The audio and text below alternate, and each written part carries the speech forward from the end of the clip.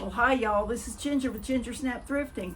I'm out here on the porch of the old blue house with these wire baskets I thrifted. I showed y'all a bit ago, and I am getting ready to plant them.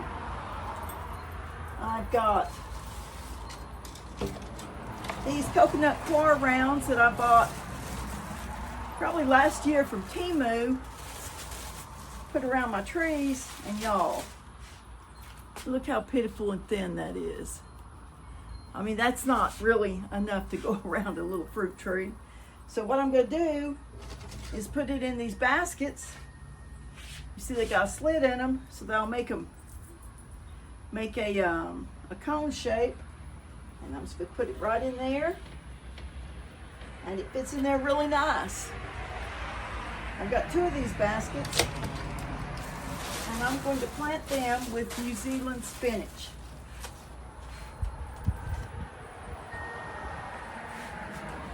Lost my trowel.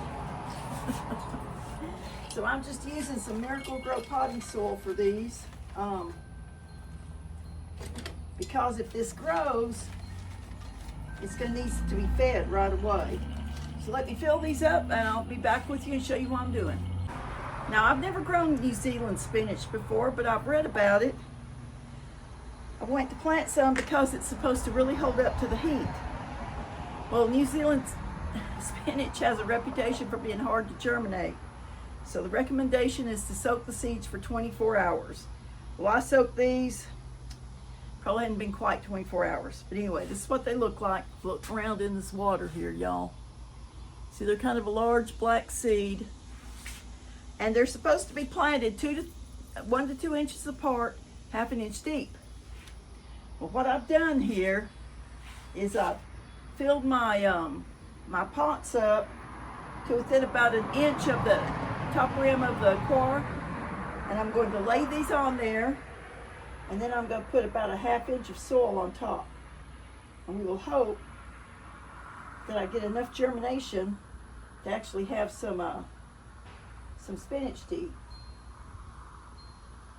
I'm really going to plant them pretty heavy because I want to make sure I get enough plants. And you're supposed to thin these out after they come up to about 10 to 12 inches apart. So that should tell you what kind of germination they expect you'll get if you have to plant them that closely together and thin them out that severely. I'm thinking they don't think that they're gonna germinate real well. But we'll see. I bought these seeds from a local feed and seed store. Well, it wasn't real local. It was kind of local. It was in the next town over. It was over in Longview. And they had a lot of different varieties. They had some varieties you don't always see, and then they had the old standards. So we'll see. Let's put a couple more in here.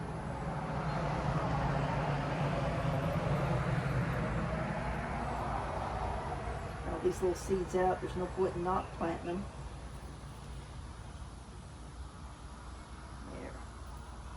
Now, that's done. I'm just going to put about a half inch of soil on.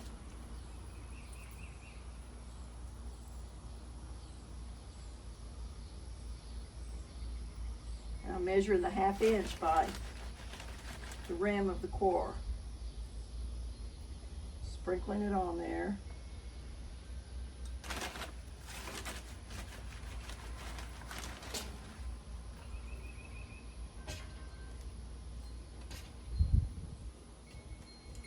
Pat it down.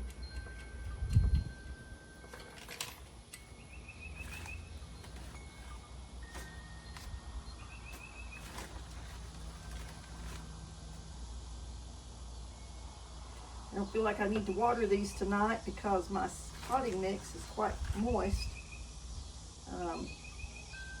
It obviously got a good drenching through this bag. This bag was not open, but I guess it's not airtight, and we've had a lot of rain.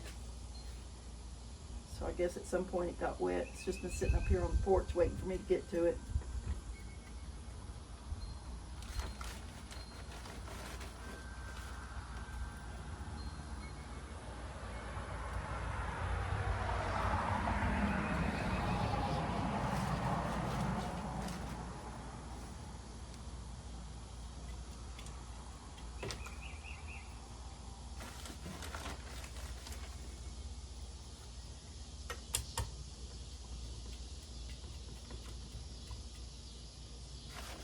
ready. These are ready to be hung. I'm gonna hang them out in the garden, and when I get them hung, I'll show you what I'm doing. So we hung them off this white plant holder chain.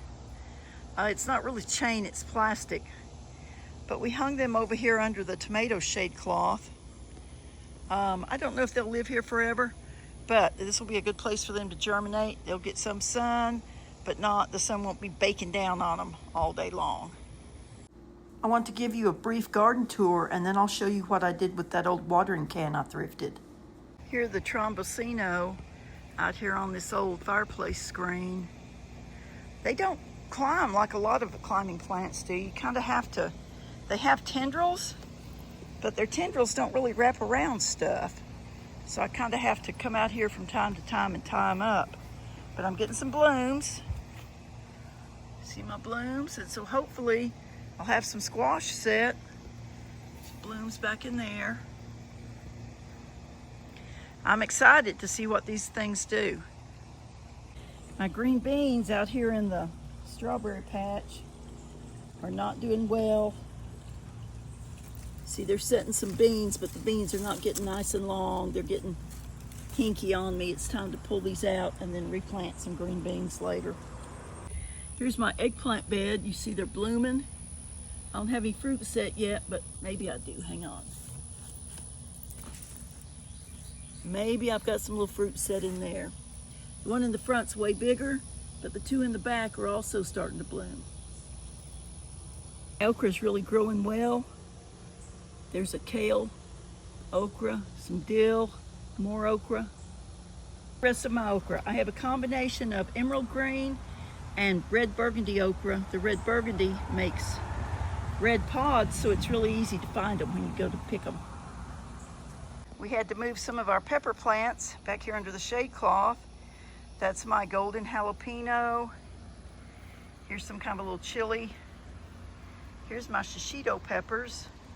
These little peppers, you pick them when they're red and you blister them in a hot cast iron skillet, and they are just delicious as a little side dish. And then these little peppers were freebies.